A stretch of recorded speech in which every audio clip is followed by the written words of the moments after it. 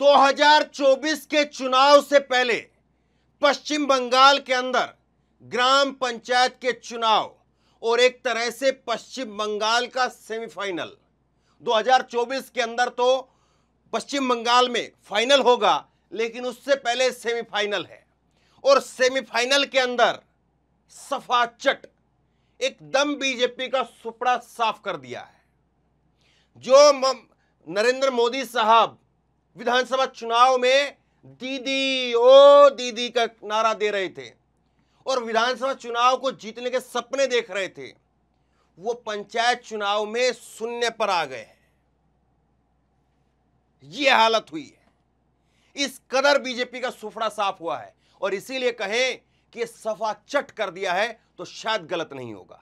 और देखिए, फलां चैनल सर्वे दिखाएगा, 2024 के फलां चैनल सर्वे दिखाएगा, छोड़िए उन सब बातों को। ये जो ग्राम पंचायत का चुनाव हुआ है, इसमें 2,30,000 से ज्यादा तो उम्मीदवार थे और कुल जो है 73,000 सीटें यहां पर स्थानीय निकाय चुनाव की 73,000 सीटों के ऊपर चुनाव हुआ है। तो इससे बड़ा सैंपल साइज नहीं हो सकता, इससे बड़ा सर्वे नहीं हो सकता।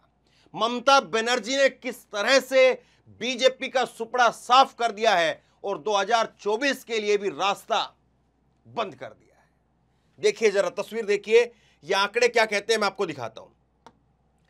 ग्राम पंचायत का चुनाव का रिजल्ट जो है वो सामने आ गया है। 8 तारीख को जो है वो वोटिंग हुई थी, 11 तारीख को नतीजे। कुछ जगह पर हिंसा की वजह से वोट जो है वो दोबारा भी डाले गए। अब बहुत सारे लोग कहेंगे कि देखो ममता बनर्जी की तो वाहवाही दिख रही है, ममता बनर्जी की तो वाहवाही हो रही है, लेकिन हिंसा पर चुप्पी है। बिल्कुल नहीं। हिंसा पर जो है वो यहां पर बीजेपी कह रही है कि हम एक जो है वो रिपोर्ट बनाएंगे, अलग अलग इलाकों में जाएंगे और फिर उसके बाद में जो है वो दिल्ली के अंदर उसको रिपोर्ट को सबमिट करेंगे। इस बात को कह रही है बीजेपी की सरकार, बीजेपी जो है वो कह रही है। लेकिन ममता बनर्जी नहले पर दहला मारती हैं। ममता बनर्जी कह रही है कि अगर आप ये कह रहे हो कि ममता बनर्जी हमें इलाके में दौरा करने देगी या जाने देगी नहीं जाने देगी, तो हम भी मणिपुर जाएंगे। टीएमसी का एक दल भी मणिपुर जाएगा और वहां पर भी हिंसा की जांच करेगा। तो इन खबरों पर मैं बाद में आऊंगा, लेकिन पहले आपको नतीजे दिखाता हूं कि परिणाम जो आए हैं, जो सीटें कहां कहां पर किस किस ने जीती है, उसको जरा तसल्ली से समझिए, क्योंकि यही आंकड़े सब कुछ हैं। आंकड़े ही आखिरी सत्य होते हैं। अब देखिए जरा, कुल सीटें जो है वो 73,887 सीटें हैं। ग्राम पंचायत जो है वो 3,317 ग्राम पंचायत हैं और इसमें 63,229 सीट हैं। इसके बाद में 341 ग्राम पंचायत की समिति है और इसमें 9,730 सीटें हैं। इसके बाद में 20 जिला परिषद हैं, 928 सीटें हैं। कुल 2,30,000 के करीब उम्मीदवार, जिसमें पार्टियों के उम्मीदवार, निर्दलीय उम्मीदवार, हर तरह के उम्मीदवार जो हैं, वो कुल इतने उम्मीदवार मैदान के अंदर थे। अब देखिए हुआ क्या है उस चीज को आप देखिए और यहीं से जो है वो गणित पूरा समझ में आएगा। यहां पर कुल जो है वो 64,000 यहां पर सीटों के ऊपर 64,000 सीटों के ऊपर जो है वो मतदान हुआ है।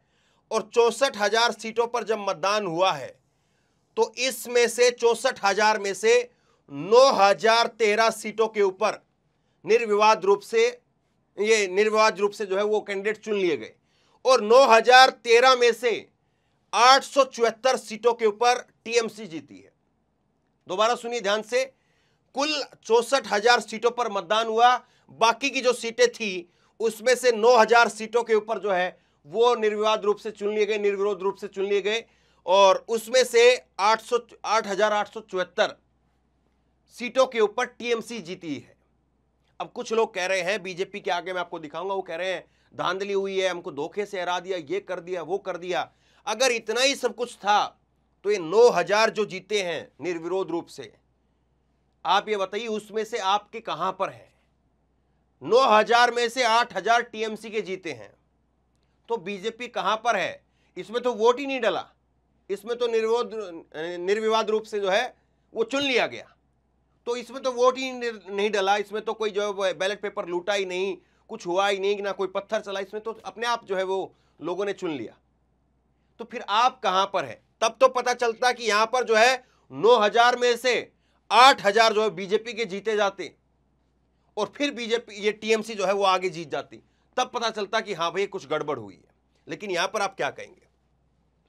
आगे देखिए जो आखिरी परिणाम आए हैं, ये तो 63,000 सीटें हैं, इसमें से जो आखिरी परिणाम आए हैं वो आप देखिए।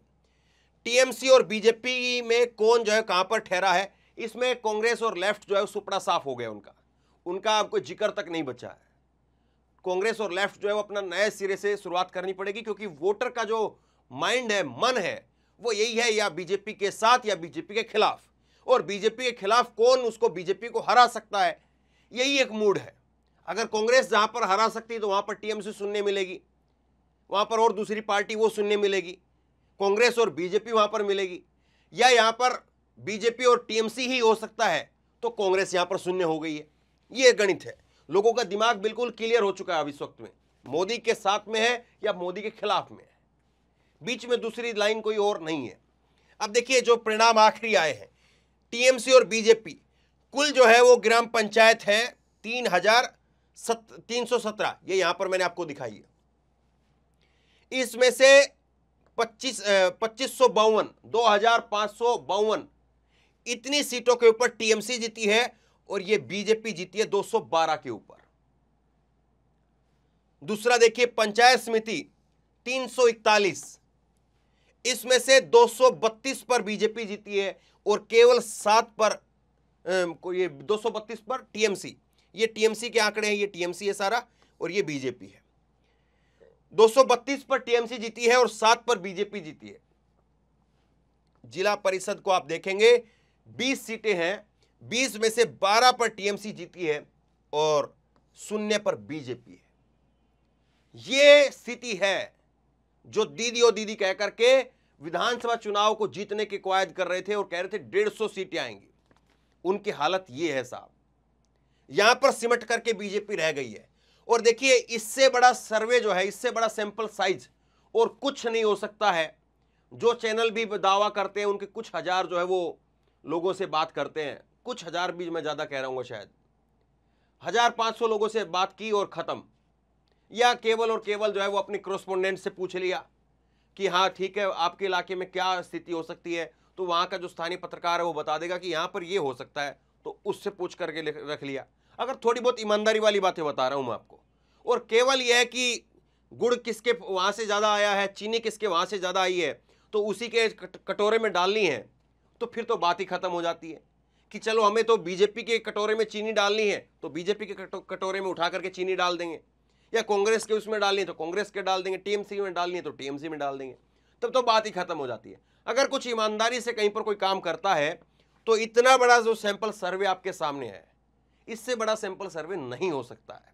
हाँ ये चीज जरूर है कि अलग अलग जगह पर ये जरूर देखा जाता है कि पंचायत चुनाव के अंदर कुछ और नतीजे होते हैं, विधानसभा में कुछ और होते हैं, फिर उसके बाद में लोकसभा में कुछ और होते हैं। लेकिन यहां पर दो चीजें तो सेम हो चुकी हैं, पंचायत चुनाव और विधानसभा चुनाव। विधानसभा में भी टीएमसी जो है 200 से ऊपर गई थी, तो दोनों चीज तो सेम हो चुकी हैं। और लोकसभा चुनाव में अब बीजेपी के सामने चुनौती यह है कि पिछली बार का जो उनका प्रदर्शन था उसको बचा पाए तो बहुत बड़ी बात होगी, वरना इस बार टीएमसी सोच रही है कि लोकसभा के अंदर भी सुपड़ा साफ कर दें। अब ये गणित तो मैंने आपको बताया, अब मैं आपको बताता हूं हिंसा की जो बातें हो रही है, करीब जो है 40 से 45 लोगों की मौत की खबर आ रही है, और इसको लेकर के हाईकोर्ट ने एक बड़ा दिलचस्प जो है वो जवाब दिया है। ये जवाब भी आपको सुनाऊंगा, लेकिन पहले आप बीजेपी से शुरुआत करिए। बीजेपी की तरफ से रविशंकर प्रसाद जो है वो कहते हैं कि बंगाल में जो हत्या, बमबारी और 40 से ज्यादा लोग मारे गए हैं, इसकी जांच के लिए हम बंगाल के, अब यहां से ध्यान से देखिए, हम बंगाल के विभिन्न इलाकों में जाएंगे और रिपोर्ट बना करके राष्ट्रीय अध्यक्ष को देंगे। मुझे उम्मीद है कि ममता की सरकार हमें प्रभावित इलाकों का दौरा करने जाने देगी।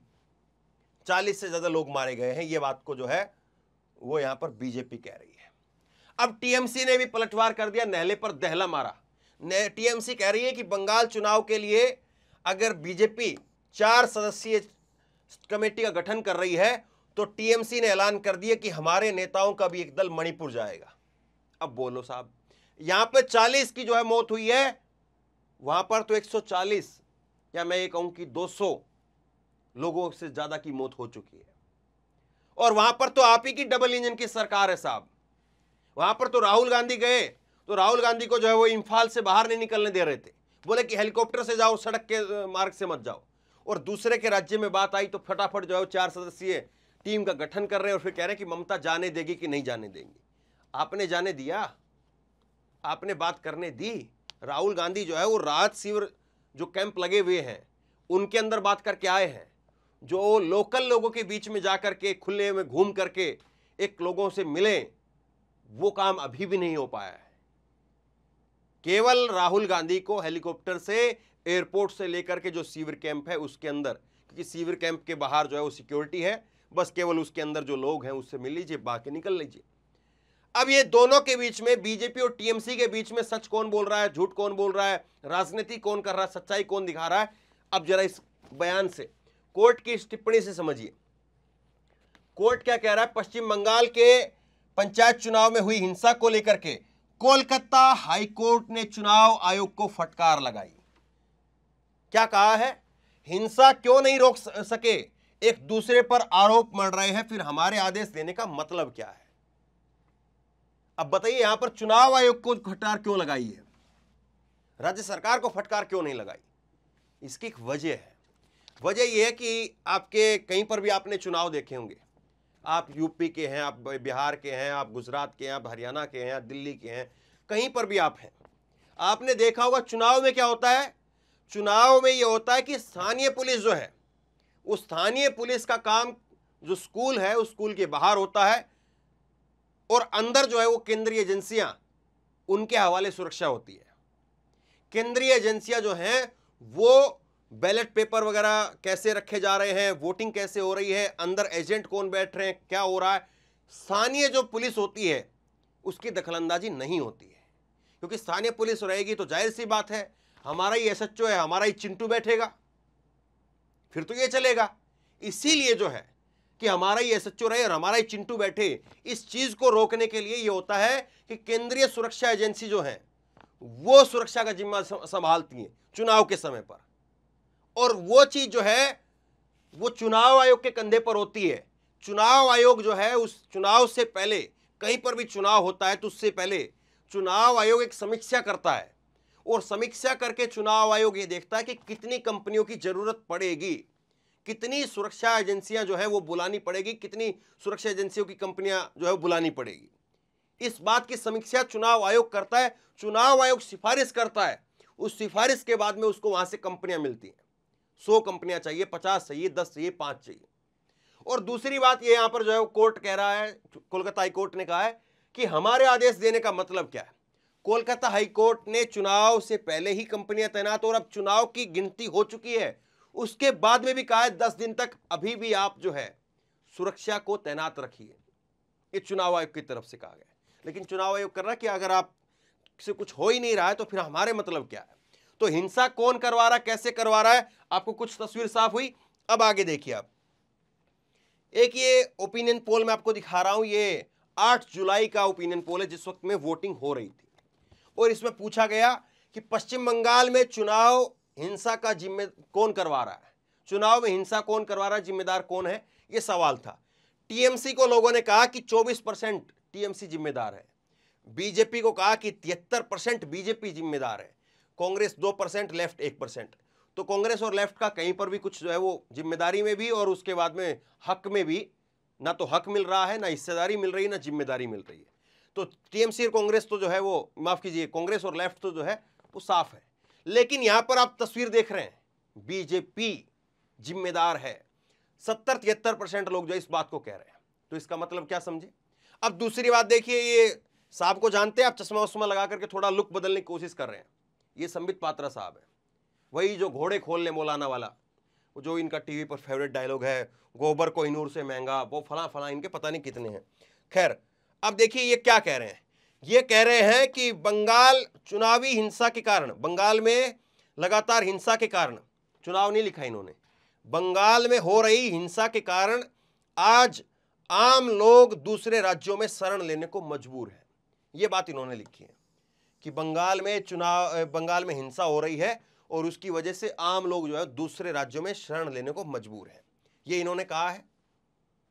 अब इनको कोई आंकड़ा बताए, जरा इनको कोई बताए तो सही, कम से कम करीब करीब जो है वो 50,000 तो एक महीने पहले का आंकड़ा है मणिपुर का, एक महीने पहले का आंकड़ा, और अब तो करीब 1 लाख के करीब हो गए होंगे लोग। इतने लोग जो है वो मणिपुर के अंदर दूसरे राज्यों में जाकर के शरण ले चुके हैं या शिविर कैंप के अंदर है, अपने घरों को छोड़ चुके हैं। वो अपने घर अपने मोहल्ले में नहीं है, या तो शिविर कैंप के अंदर है या फिर दूसरे जगह पर चले गए। जिसके पास पैसा था वो दूसरी जगह पर चला गया, जिसके पास में पैसा नहीं था वो जाकर के बेचारा अपना शिविर कैंप के अंदर है। और आप यहां पर कह रहे बंगाल, तो वहां पर किसकी सरकार है साहब? डबल इंजन की सरकार है, आपकी सरकार है, वहां पर फेविकॉल जम जाएगा। खैर आगे देखिए ये क्या कह रही है, बीजेपी की ओर नेता है एक, और इन्होंने कहा है कि जैसे हिंसा हुई है उसके बाद में चुनाव से कोई उम्मीद नहीं है, यह जनादेश नहीं है क्योंकि ममता बनर्जी के गुंडों ने जबरदस्ती मतदान कराए, केंद्रीय सुरक्षा बलों को नहीं पहुंचने दिया, मतदान केंद्रों में सीसीटीवी नहीं थे, हम कई केंद्र में 2, 4 और 24 वोट से आ रहे हैं। ये देखिए आप, 2, 4 और 24 वोट से आ रहे हैं। पश्चिम बंगाल में हमारी जीत है कि लोग टीएमसी को हराने के लिए रास्ते पर आ रहे हैं। ये जो है वो बीजेपी की तरफ से कहा जा रहा है। बीजेपी के एक और जो है वो महाशय, इनको जानते हैं आप? जानते कि नहीं जानते? शुभेंदु अधिकारी हैं साहब। और शुभेंदु अधिकारी जो है वो बीजेपी के अंदर आए थे कि ममता का तख्ता पलट कर देंगे, लेकिन देखिए क्या हुआ। आज जो है वो केवल और केवल बस इतनी कह रहे कि बंगाल में चुनाव नहीं मौत हो रही है, तो यहां पर मणिपुर में तो चुनाव नहीं हो रहा, फिर वहां पर मौत क्यों हो रही है?